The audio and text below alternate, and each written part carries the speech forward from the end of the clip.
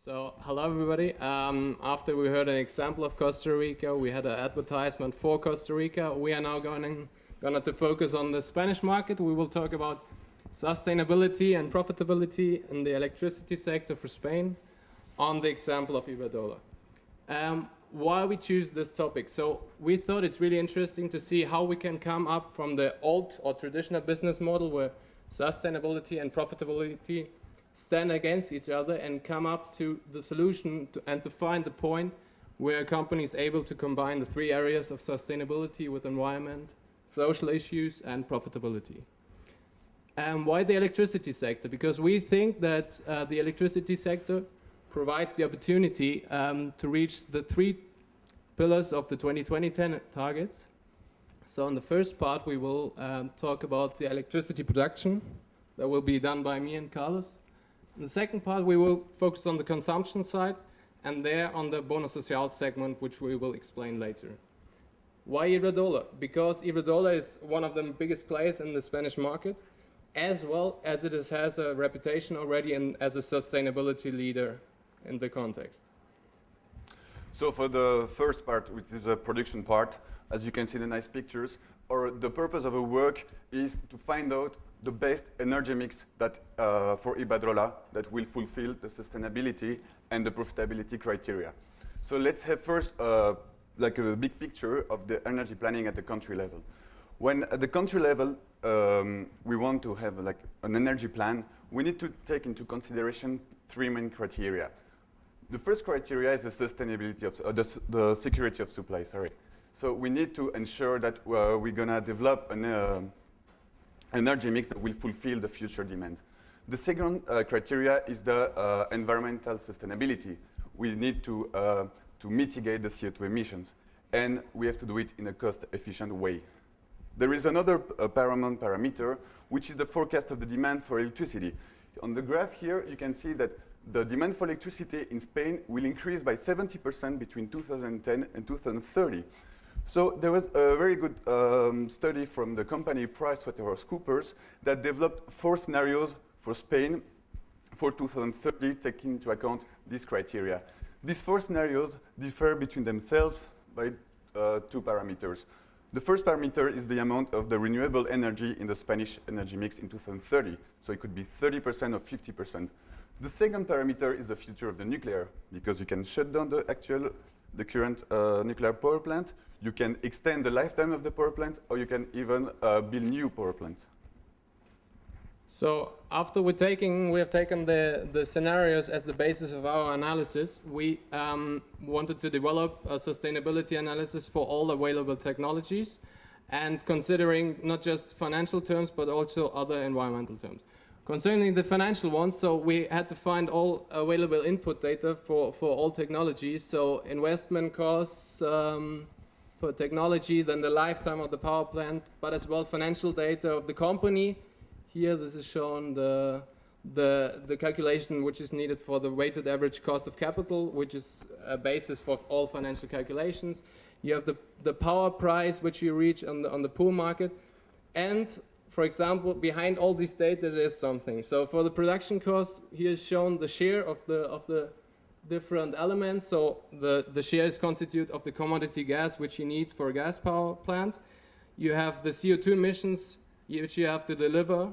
You have operation and maintenance costs, both in fixed and variable. So for the calculation of a gas power plant, as an example, we came up with a financial analysis in terms of net present value. We did as well a sensitivity analysis in terms of the lifetime of the power plant. So we varied the lifetime of the power plant, but as well took into consideration if you have a price level shift of plus minus 10% to evaluate the risk. So for every technology, we developed like a sustainability analysis. In this table, so we have the 3 pillars of sustainability: the economic one, the environmental one, and the social one. The economic one, based on the financial analysis, is based on 3 main criteria: the net present value, the internal rate of return, and the payback period. For each criteria, we developed 2 scenarios of electricity price increase. The first scenario is quite conservative. It's based on the inflation forecast by the International Monetary Fund of 2%. So we forecast an increase of the price of the electricity of 2% annually. The other scenario is a bit more realistic, is an increase by 5%, which is forecasted by the Spanish Ministry of Energy. We calculated the CO2 emissions of every technology of the lifetime, which is here in the table in red because it's quite bad for the gas compared to other technology like the renewables one. We consider other environmental damage like the release of methane when you extract gas. We include the social inclusion, the social part, the creation of job or not, this problem of security of supply, because Spain has to import gas, it doesn't produce gas, it has to import from Algeria, for example. So we could have like an overall sustainability analysis and conclusion for every technology. So after we did all the calculations, the sustainability analysis, we were able to compare different technologies. And here are shown the results. So to us, it seems that nuclear power, the construction of new nuclear power plants is no suitable option for the Spanish market due to two reasons. First of all, of course, the resistance within the population. There was a recent survey from El País which said that 60% of the population is against this technology. But as well, from the calculations you see in the first one, that for one of the both cases of future price increase, the technology is in the negative range of profitability. So you're making losses. That's why you have a high financial risk for this technology. Therefore, to us, it doesn't seem a suitable solution. And remember, from the first 4 scenarios of PricewaterhouseCoopers, we excluded the 4th scenario, which included the construction of 3 new nuclear power plants. But when looking at the data for the enlargement, it's really highly profitable. So both in economic terms, and for the environmental impact, it has to be said, okay, you don't have CO2 emissions, so it's a question of risk if the country is willing to take the risk of nuclear power or not, if you will extend the lifetime. What is really important as well is this point. So you always need a thermal backup power, and the consideration is between gas-fired power plants or coal power plants. And from our calculations, we came up that gas power plants are much better, both in environmental as economic terms. For the field of the renewables, they all rely on the price incentives given by the government in terms of fixed-in tariffs or premiums on the market price, and therefore they are all profitable. What is interesting is that solar thermal is the most profitable one in terms of renewables. But still we have to say they all rely on these incentives, and therefore there is a risk. So the company should diversify the risk in terms of renewables and invest in all available technologies. So they are all profitable, and therefore. And this analysis we took into consideration for all the work we done later. Okay, so as I said, the purpose was to apply these 4 scenarios, well, 3 because we excluded 1, these 4 scenarios of PricewaterhouseCoopers for the Spanish government, but we want to apply it for the company case of Iberdrola. So we are going to explain the methodology we developed for the second scenario. The second scenario was composed by 50% of renewables and the extension of the lifetime of the nuclear. So the first step was to take like the actual picture of Iberdrola, of the installed capacity that we have here. So it's a mix of hydro, nuclear, coal, and gas. But we have to place this actual installed capacity to the context, because we need to know when these power plants have been built in order to know when they will expire, and so when we will need to substitute them. This is shown in this graph. For example, the blue part refers to the nuclear. We see that the nuclear was starting to be built in the 80s. It has a lifetime of 40 years, so in the 20s it will expire. That means that in the 20s we will need to replace or to extend the lifetime at this moment. So an extra investment will be needed at this moment. Another parameter which is really important is the overcapacity factor. The overcapacity factor is the ratio between the installed capacity and the highest demand. It cannot be too high, because if it's too high, it means that we have too much capacity. It's too costly, it's too hard to manage. And if it's too low, it means that we don't have enough capacity to meet the demand. So at the beginning of for this scenario, thanks to the incentive of the state by the tariffs for the renewables, we're going to build only renewables. But we reach a moment when we need thermal backup. Otherwise, the overcapacity factor will go down, and it is represented by the blue line. So from 2019, we will need to build a gas power plant in order to redress this overcapacity factor. So based on these 3 first data, we can develop a model year by year until 2030 of the deployment of our installed capacity. The renewables, the green part, is always constant because we always have incentive to build. It's really profitable. The brown part is the gas, the CCGT. As I said, we need only to build CCGT from 2019. That was stable until 2019 and then it increased. The nuclear is always stable because we don't need new power plants, you only extend the lifetime.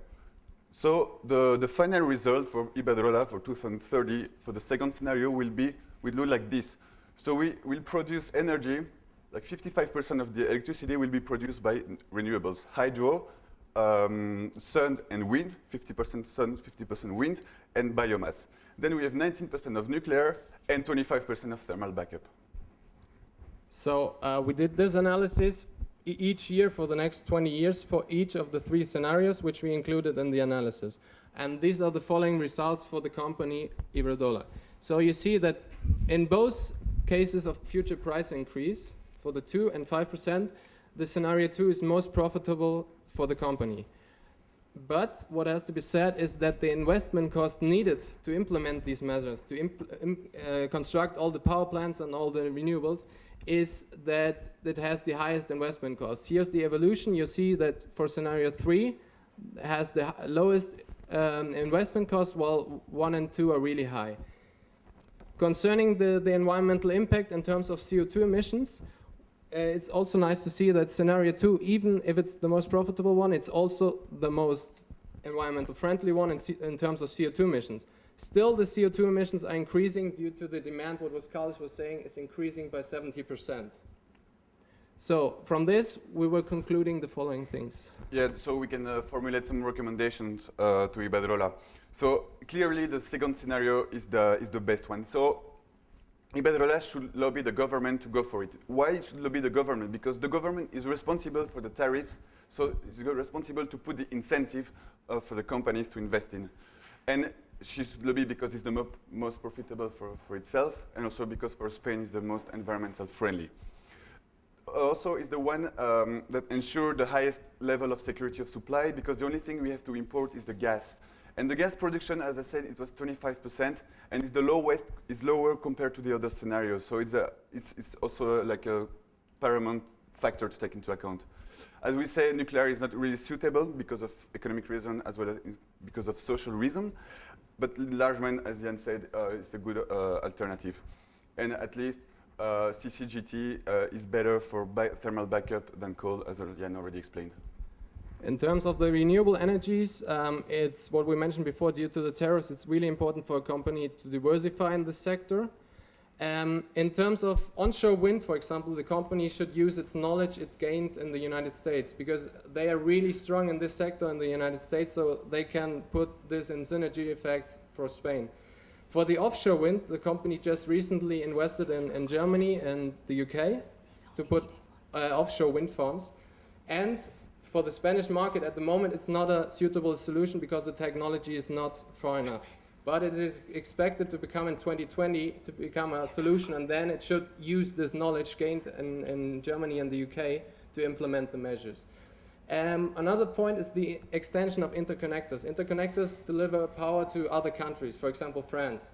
And Spain has an overcapacity. That's why the prices for electricity are quite low compared to other European countries. So it could sell at higher prices in foreign countries and make an additional benefit from this. But a really important point is that you need, for this scenario too, you need the highest amount of investment, and especially now due to the financial crisis, this can be a problem, the fundraising. And now we come to the second part about the consumption side, and Christelle and Elisa. Okay, well, after hi everybody. After checking how to improve sustainability and profitability for Iberdrola on the production side, we will now check what we can do to tackle the consumption side, and this will be through a focus on energy efficiency. So first, it is important to know about the Spanish context. In 2003, the European Union decided to liberalize the electricity market, and this was transposed and then effective in Spain in 2009. As electricity is a basic good, the state decided to implement a regulation around it, the so-called TUR, which concerns about 20 million people and mainly domestic customers.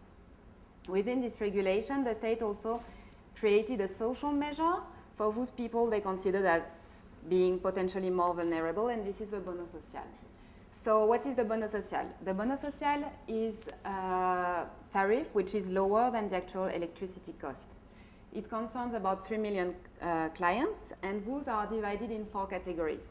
In our project, we decided to focus on the 2 largest ones, which are the low voltage customers and the minimum amount pensioners. So here it's really important to underline the fact that the bonus social, so this social measure for electricity tariff, will end at the end of 2013. And this raises quite a few number of issues actually.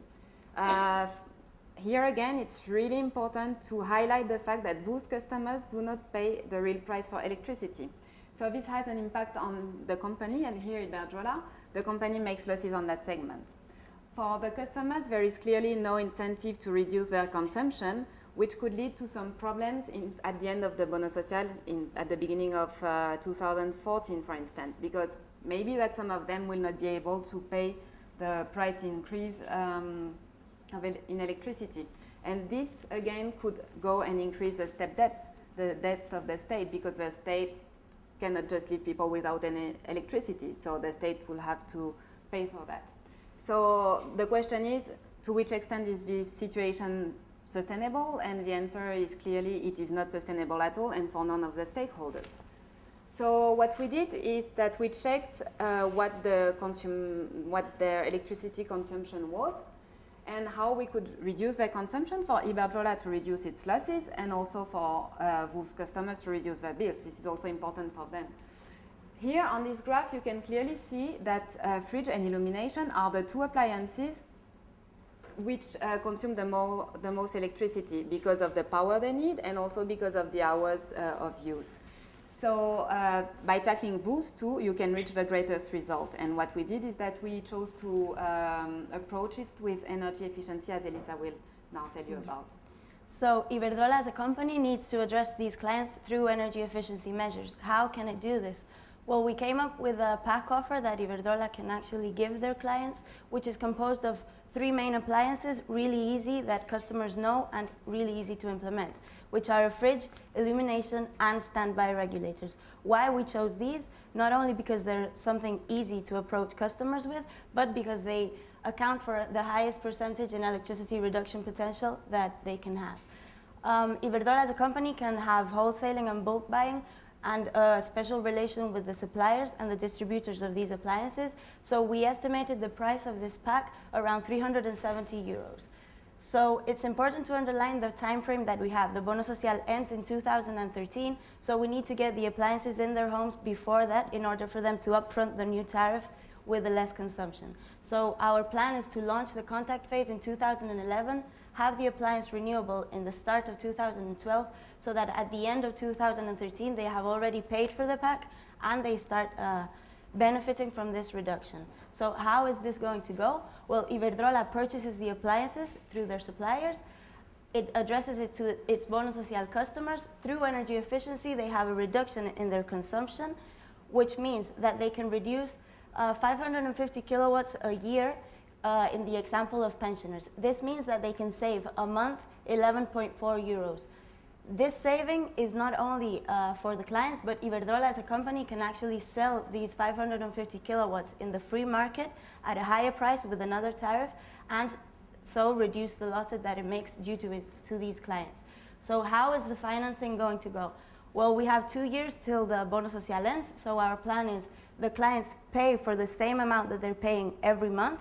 So they already have 11.4 given to Iberdrola, plus an extra 4 euros a month, which constitutes the 2-year payback. So in 2 years, they will have paid the 370 that they owe the company. Besides doing all this, it's important to emphasize that we need to approach them in a better way. So here, Christelle will explain you a 3-step model that we developed in order to address them. Okay, well, to make this business approach successful, we designed a 3-step model to approach those customers. So the first step is to establish contact. The second one is to build trust and raise awareness so that those customers can get engaged and commit the investment to actually renew their appliances in the third step. So we're going to briefly present you the example of minimum amount pensioners. So for that segment, for step 1 and 2, so contact and awareness raising, trust building, which is really important on that segment, particularly trust building, we chose to work with the Pensioner Association, the UDP. This for 2 reasons. Next year, so 2012, will be the year of activating, and the UDP has got a special program for that year, and many points of that program are related to energy in a way or another. So we thought that there could be some synergy effect with both, and both could have a win-win situation. Also, it's really important in the contact phase because those people have the expertise about the elderly people. So by using them, you can actually reach those people better, explain to them better so that they can actually commit to renew their appliances. So it would be a win-win situation for all. Iberdrola can get their customers to change their appliances, so reduce their losses. The customers can reduce their bills, and also they can benefit from the social support of the association they get in contact with. And finally, the UDP get also a real partner to implement its program. Finally, so we go to the actual renewal of appliances, and here, of course, we would just use, as Elisa mentioned, highly energy efficient appliances. So for those who know a bit about the different energy efficiency categories, the European level labels, it would be A+, and A++. So once implemented the model, we needed it to be profitable both for the company and for the clients, and for the environment, of course. So the results are the following. In the current situation, what clients are using right now, these are the amounts of CO2 that they have. With the pack that Iberdrola offers, the total amount of CO2 emitted for both, the difference in both groups, is the second one. So this constitutes a 13% savings for pensioners and 45% for the less than 3 kilowatts. This is much higher because they have less appliances at home, so by changing already 3, they can constitute a higher amount of reduction. The total savings potential, if all of our clients under the Bono Social were addressed, would be of 45,000 tons of CO2 a year for the company. This is not only benefits the company, as the 2020 target has to be reached, but as well its own clients, as they are aware of their reductions. Regarding the clients' payment, this is the price that they now pay with the Bono Social. In 2014, the expected increase of the new tariff would constitute that block in the middle. And if they have Iberdrola's offer implemented, we can see that there's a very notorious decrease in the amount of the increase they have in their tariff. Putting it in numbers, for pensioners, it would be around 204 euros a year. Having in mind that they gain 450 a month, it's very important to notice that it's nearly half what they pay in 1 month. So it's very important for them. And in terms for the company, how they can sell the electricity reductions in the free market, they would actually have a potential electricity production of 40 million euros gained due to these reductions. So to wrap it up and conclude our long project, we said that our aim was the center of this diagram, and how have we achieved it? Well, in terms of environment, we have CO2 reductions in the customer side, and we have a reduction in the increase in the production side due to scenario 2. In terms of profitability, we have reduced the losses that the Bono Social segment have, plus addressed them so that in the future they can actually be self-sustainable, and we have a higher return on investment in renewables. Regarding the social issues, there's job creation due to the renewables increase, and we have a decrease in the risk of future default of these Bono Social clients. As a whole, we have a positive impact on the company. They not only gain, but retain clients. We know it's a service company, they need clients, and that's their main goal. As a whole, for the whole project, we found that the government is a really key actor to enable companies to combine these 2 aspects, and that's why, in terms of subsidies for renewables or by setting tariffs for special people, the government plays an active role. So without the government's help or aid or involvement, the company can have a limited action. So thank you for your attention.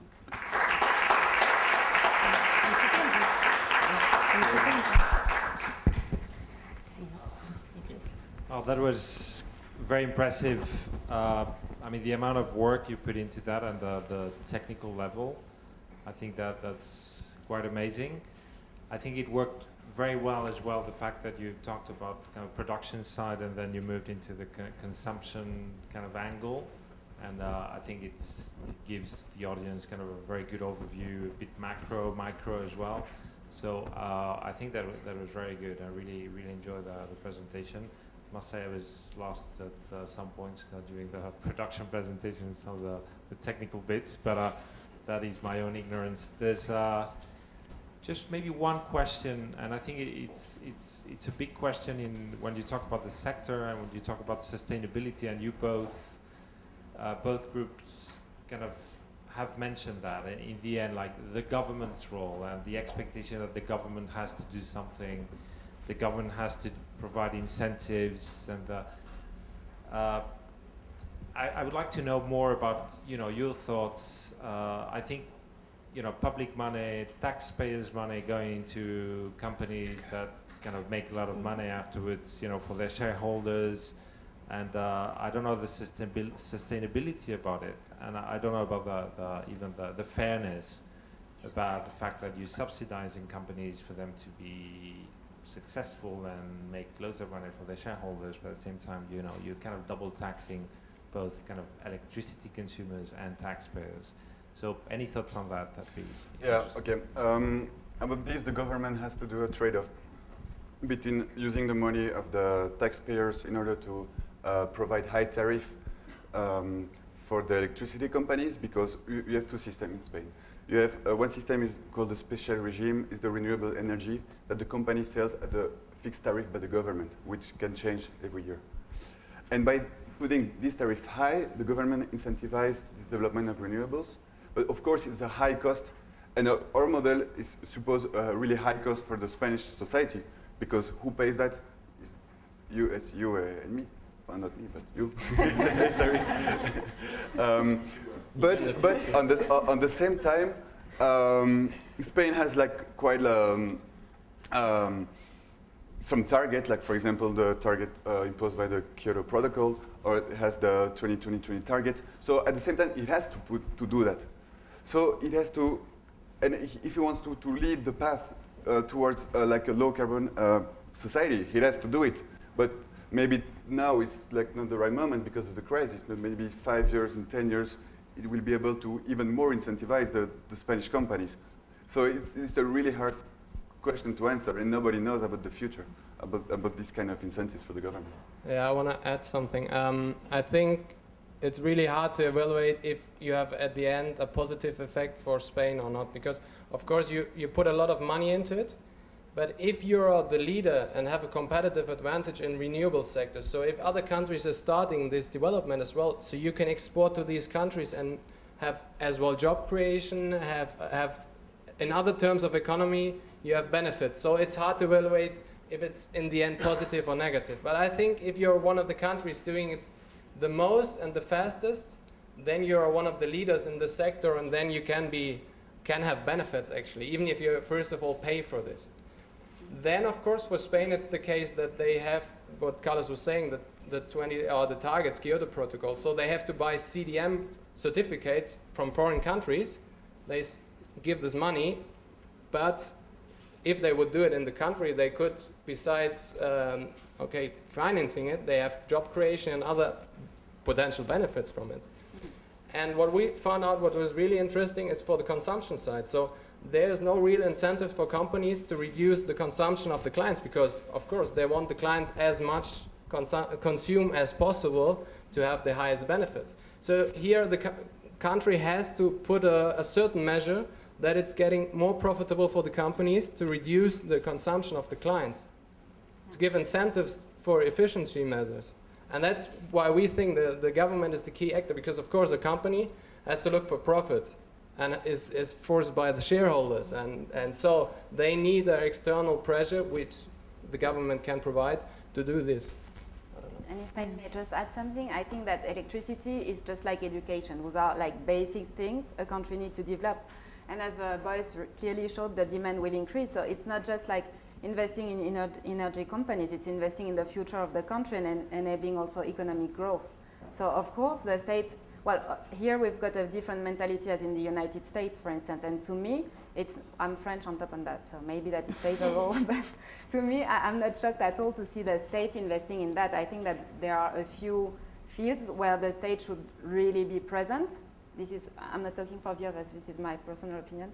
And this is one of those, and it's actually for the country's benefit in the end, because if you can't meet the demand, then you can't help the industry to produce and to create jobs and to grow. So it's not just giving money. I think it's an investment with a return on investment, and it's part of the government's mission and goals and roles. And I think. Okay, hi guys. First thing I want to say is wow, incredible job. In 20 minutes, I think we get an idea of the impressive job that is in the back. Figures, business approach, data, tables, very accurate conclusions, so excellent, thank you. Have you proposed this to Iberdrola? Because if I were the Iberdrola manager, you would be in my team tomorrow. Have you done this? Well, we had an interview, with, you wanna maybe what has to be said that this company is constituting of different departments, so you would have to put this into different parts and propose it to different areas. Because you have the renewables as a own company, you have then the production inside the company, you have then for the consumption side, that's also our own company. So, but I think, or I want to do it, that to propose at least to these different, but then we need the work to do like this different proposals, which we didn't have until now. And just to end, just a personal opinion, I think water and electricity and energy in general, for me, are still too cheap for consumers. I mean, in a few years' time, we're going to laugh about what we're paying today, because if we're talking about a crisis now, I don't know in how many years, but we're talking like about the big one, which is going to be the energy crisis in the years to come, and we're going to see that. So I don't know what you think about that in the future. Yeah, how do you well, see that? I think that's why mainly Christelle and I focused on the part of consumption, because people are going to see a bill price increase whatsoever, and they're not going to be able to pay for it. And if the government is not there to back you up and assume the debt, they're going to cut your light, they're going to cut your water, and suddenly you're going to see yourself like in conditions of developing countries. So I guess it's an important thing to tackle. People have to be aware of what they consume and how they consume, and of the real price of energy. As we saw now, they're not paying what it's worth. So if you're not paying what it's worth, how can you be aware of what's your consumption and how can you reduce it? So. And I guess with the 2020 target, one of the elements is energy efficiency. And as a matter of fact, I think that it is proactive. Like, I think that our policymakers know that the price of electricity will increase. And I mean, you don't put such a target just because of the CO2 emissions. Of course, it's taken into account, but I think this is one of the parts you try to tackle proactively so that there is no clash when you really have to pay the real price.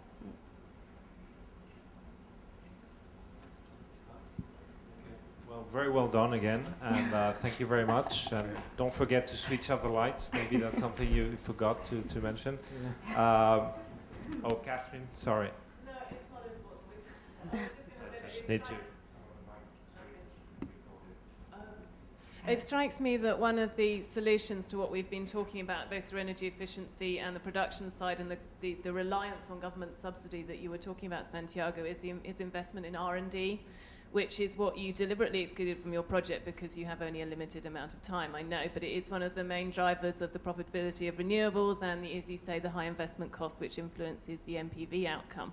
So would you say that the next stage, appropriate next stage of your project, both looking at future technologies for energy efficiency as well as bringing down those renewables down the cost curve so that they are less reliant on government subsidy, would you say that that's a suitable next stage for your project if you were to think about where to take it next? I think in this field, the cost curve for onshore wind, for example, is quite stable over the last years. But as you will see a price increase in the electricity, it's supposed to become in 2015 competitive in the market. So there you're already at a level. But it's true, like for solar, for example, the price incentives given by the government is 6 times the price you get for normal electricity. So it's really high tariffs. And there are a lot of improvements already done. And especially now with China coming as a big player, there's a lot of improvements coming from China because they are investing in this. I think for a company alone, it's not really possible to focus solely on research and development. They should invest in it, but I guess it should be in a context in a country or European level, so that several energy companies group together and finance projects done by, for example, universities, I guess. And what maybe is important to say is like what we experience is, or heard from an expert within Iberdrola, he told us that all the technologies which are under use, they will become bigger and bigger, but the ones like maritime power, for the next 10 to 20 years, it will not reach a real level on the production mix. And there is also a reason why the company, there is one reason is this, because it's like a huge investment long term, but another reason is that, at least in Spain, in a feed-in tariff system, the government adapts the tariff to the cost curve. So if the technology is going cheaper, the government will decrease the tariff and the margin will remain the same more or less. So you don't have like a real incentive to do it. Yeah.